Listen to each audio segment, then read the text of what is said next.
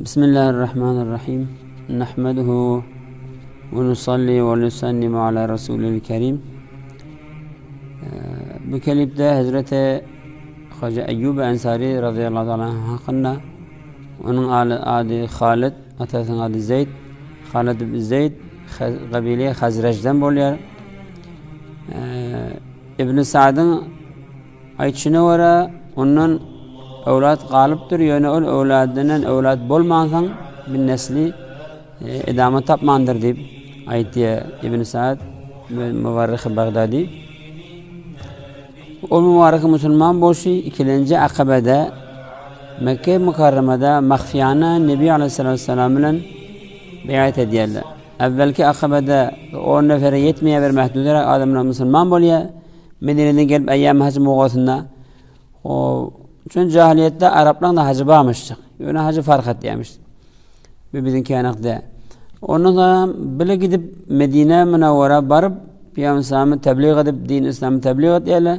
İkinci mertebe Yamışlar'dan bir rivayeti 75 nefer, bir rivayeti 70 nefer gelip dubara mahfiyane Peygamber'in Medine'nin kenarına şuna beyat ediyorlar. Bir şol ikinci akabede eden beyatlar Müslümanların biri Hazreti Eyyub Ensari Hazretleri.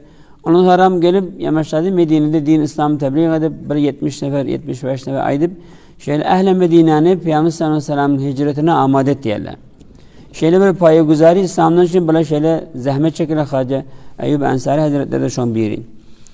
Onun sonra Peygamber tabi desturu Allah Subhan Medine Münevvere barmalı bolunna baranna şuna Medine'nin adamları kullen Peygamber'in istikbalına çıkıyorlar. Çıkana şuna bayla eve geliyor ya Resulallah men evime mihmam ol, men evim giyin, men malım kan, mülküm kan senden pazirayı dernip her kim evine geliyor. Şuna Peygamber'in birinin evine varsa o beylekler ondan narahat bulacak. Sonra ayet diye Allah Teala'nın için minip veren duyam şun o muvazzaf diye kimin hayatını barıp oturmalı men kimin mihmanı bolmalı olma şu diyen o muvazzaf zaten ben duya diyen. Şunu şu diye gidip barıp Eyyub Ensari Hazretlerin şun havlusunda çöküyor. Şun önünde çöküyor. Böyle oluqom bir Eyyub Ensari Hazretleri oluqom bir bişaret şun bir yaxşı şahsiyetliğine Allah Teala'nın yanına bir şun adı ba yadı ba Allah Teala'nın bir makbul bir şahsiyetliğine şunu Allah Teala şu dünya destur bedesen git bar şu Eyyub Ensari Hazretlerin hayatını baranı şöyle çok deyip emretti. Bidir oluqon şun bir Allah Teala'nın yanına bir mahbubduğunun Allah Teala'nın mahbubduğunun bir sahaban şun bir delalet ediyor. Ondan sonra Peygamber diyor şöyle çökünü Furi min eneti Peygamber'in yükünü şahsi lavaslarını atlarını alıp sakin alıp öğünü akit diye Eyyub Ensari Hazretleri Furi düğütünü bariye öğünün kenarına danya. On Peygamber'im sonra şey men yüklem hanniye men şahsi lavaslarını atlam hanniye. Onun diye bu Eyyub Ensari'nin öğünü diye. Onun er-rahlu el-mer'u ma rahlihi diye Peygamber'im bir yigit yüküyle bile var yükünü de şonda var diye şonna gidip şon öğüne mihman olup Eyyub Ensari Hazretleri bar ayet diye ayetiye ki bar diye öğün diye teyaret diye menye bab istirahat edecek diye. Şunla Eyyub Ensari Hazretleri neçaha müddetla Peygamber'in hizmetinde boluyor. Bar darun nedarı olan Peygamber'in hizmetinde ötüyor ki Peygamber'in ödünden süreyim. Sallallahu aleyhi ve sellem ödünden süreyim. Öy ve mescid salın yança şun öğününe boluyor Eyyub Ensari Hazretleri hanıvada bilen şu an halisane hizmet ediyor. Ve din İslami şahsen Peygamber'in huzurunu şöyle öğrenip talim alıp sonra oluqom bir Peygamber'in öd vaktine Peygamber'in sonra da oluqom bir da'iye din İslam olup din merdimi din İslam'a için davet ediyor. Şuna Eyyub Ensari Hazretlerden bir naklet diye Şahabeddin Ebu Amr Ahmet maruf be İbn Abdurrabbih ödünün bir şahs mutavafayı devisse bisahaş 328 Hicri kabul dünyadan gitti. Ödünün El-Akdal Ferid yani kitabının 5. cildinin 116. sayfasında şeyle diye Ebu Eyyub Ensari'den naklet diye. Eyyub Ensari Hazreti Aydiye min Peygamber'den eşittim ki Aydiye bir salih adam Konstantiniyan divarların eteğine gömülecek deyip ayettir diye. Peygamber'in ödünün eşittim ben ya. Ki bir salih adam Konstantiniyan divarların eteğine gömülecek diye umid ettiyen ki şu adam memnun olayım deyiptir. Ondan sonra Eyyub Ensari Hazretleri umidi duası kabul olup Peygamber sallallahu aleyhi ve sellem de aytiyake la teftahanna Konstantiniyetu felen ya'mel emiru emiraha ve len ya'mel ceyşe zâlikel ceyş. Konstantiniye badın feth olur ve neveyle yaxşıdır onu fethedin emir ve neveyle yaxşıdır şol emirin koşulları. Şunda 857. Hicri kameride Konstantiniye feth oluyor ve 1453. miladi yılına oluyor şöyle. Şunda Sultan Muhammed Dovum İbn Sultan Murad Dovum'un elinden feth oluyor şöyle. Şunu fethedilen sonra Müslümanlar 800 yıl Ebu Eyyub Ensari'nin gömülenden sonra şu an kabrini tafiliye. Şu an divarın eteğine şu an kabrini tafil tutar. Şuna ziyaret başlayalım. Muhammed İbn Sa'd bir tarihtan Bağdadi Mutawaffa 900 Hicri ödünün Et-Tabakatul Kubra diyen kitabının 8. cildinin 126. sayfasına ol mübarrek maruf bi İbn Sa'd ol aydiye Eyyub Ensari'nin kabri Müslümanlar tapmaka da hemçinin Rumi'nin o Mesih'in şöyle ihtiramını şöyle bir khas ihtiram etmiş şu an. Hatta şöyle grup husus cidaretine gelmiş ki hususan bir qahti vatına yağın yağmadı vatına hoş salib ile vatına şu an kabrine varıp talebe baran dua diyemiş şu an kabrinin kenarına diye. Bir yankı İbn Sa'd mübarrek şöyle ödünün Tabakatul Kubra diyen kitabına şeyler diye. Peygamber Müslümanlar fethetmek da şöyle Rumi'nin yani bir hürmetli ihtiram bağmıştık. Eyyub Ensari Hazretlerinin kabrine şuna ziyarete varıp şurada dua diyemiştikler.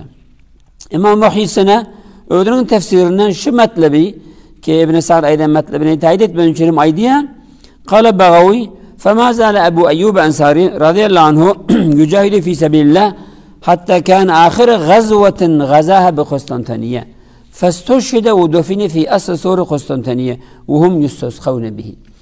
Yani Ebu Eyyub Ensari Hazretleri hemişe Allah Teala ona cihad etmeden el çekmedi. Yeksere cihad etkedi. Hiç Allah'tan cihattan kalmadı Allah Teala'nın yoluna.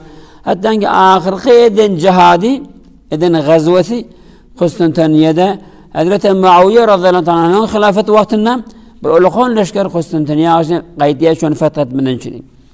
Şu ahirki gazveti eden gazveti şu Konstantiniye'de bolu. O şeyle şehit bolup şu Konstantiniye'nin divarların eteğinde şataberiyede gömüllü deyip aydiye. Vuhum yustasqavne bihi tefsir-i mezheri şu tarzda ödünün 1. cilt 250 sayfasından 195. ayet sureye Bakara'nın şu tefsirine şunu getiren yani şu gururun getirenine şuna de vuhum yustasqavne bihi. Yani ehl-i Rumlar şu muğda şunu bundan yağın talep ediyediler. Ebu Eyyub Ensari'nin kabrine varıp yağın talep ediyediler.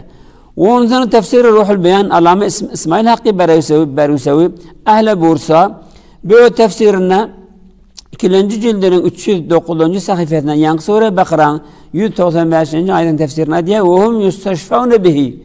Yani şolur Ehl-i Medine'nin ya Ehl-i Rumlar şunun kabri bilen şefaat talep ettiler. Yani şunun kabrine varıp merillerini müşküşün kabrine varıp şunun şu tarzda şunu tevessül edip Allah Teala'dan şefaat talep ettiler deyip ayet diye İsmail Hakkı Berusevi de. Beş şeyle bu tabi'nin kabri ağırlı şeyle murdu ihtiramı khasmıştık. Şunun için bir mübarekin kabrine şeyle barlayamıştı deyip ayet diye. Ondan sonra min kabrinin tafılışının üstüne bir ferhangi kitabı kanar diye tür lügat kanar kitabına bir Arabi Farsi ve Arabi'de şu tarzda şunun feth oluşunun kabrinin tavırışını şeyle diye ki bir evliyaların biri varmıştı Türkiye'de adına Akşemseddin Hazretleri diye o ödünün keşfinde şuhuduna Ebu Eyyub Ensari Hazretleri'nin kabrini şeyle keşfettir ki falan yerde şunun kabri badiptir. O şuhudunu Allah Teala şuna bildiriptir. Ta ki Müslümanlar için tanıyar yani. Şehit getiriyelim. Ondan sonra 863. yılda Hazreti Sultan Muhammed Dovum 2. Sultan Murad Dovum'un oğlu oluşan kabrinin tafılıptır. Ona bir merkez saliye, oluşan bir barga on saliye, On kenarına ulukum avudan sonra bir mescidi Eyyub Sultan bir mescid salyalar. Şöyle bolup bir ulukum bir şahsiyet bolup şöyle tarif melli oluyor kullu ahli Türkiye şunu biliyorlar.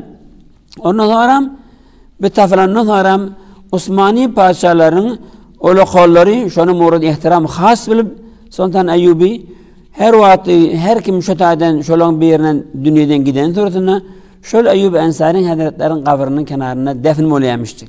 Ne niyet bilen niyet şeyle ki kitaplarda var bir adam bir ulukon şahsiyetin kenarına bir evliyaların kenarına ya peygamberin kenarına şon kaplarına şon ölün yerine bir gömülse şol evliyadan şol peygamberden şona bir feyzi bereket geliyor.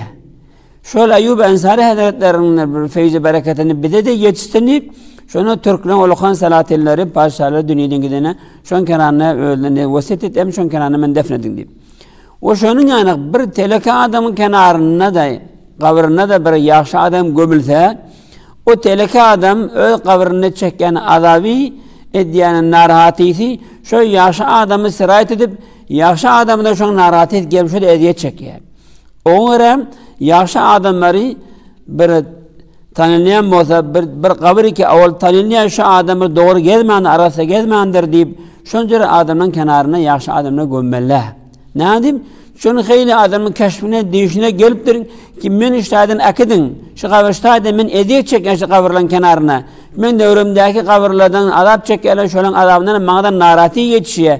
Men şuna ayrın deyip köp adamın ölülerin değişine geliptir, keşfte, şuhudda, görüptir. Kitaplarda babdatlar.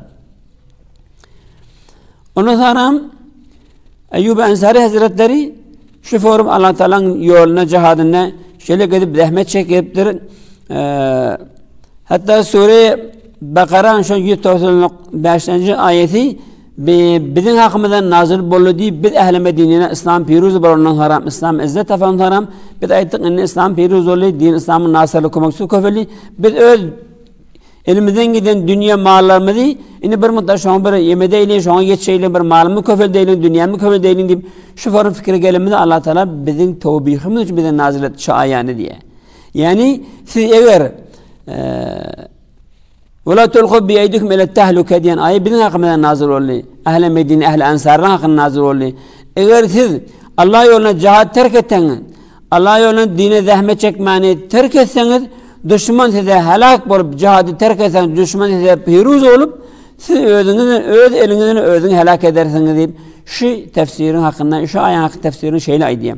وَلَا تُلْقُوا بِيَيْدِكُمْ اِلَى التَّهْلُكَ diyenim. Özünüzü helaket oklaman yani Allah yoluna cihad etmen terk etseniz nefs ile kafir ile şeytan ile cihad etmen terk etseniz hükmen size düşman size galip olur yani nefs ve şeytan size galip bir helak bulursunuz. Peki hiç yaşanır kafir ile cihad etmeni ve nefs ve şeytan ile cihad etmeni hiç terk etmen ne deyip Eyyub Ensari Hazretleri şeyle şu ayetin tefsirini şifrem tavsiye Müslümanlara. Bu mübarekte 52. yıl Hicri kameride dünyadan gittiği tarihte aydiyalar. Vesselamu aleyküm ve rahmetullahi ve berekatuhu.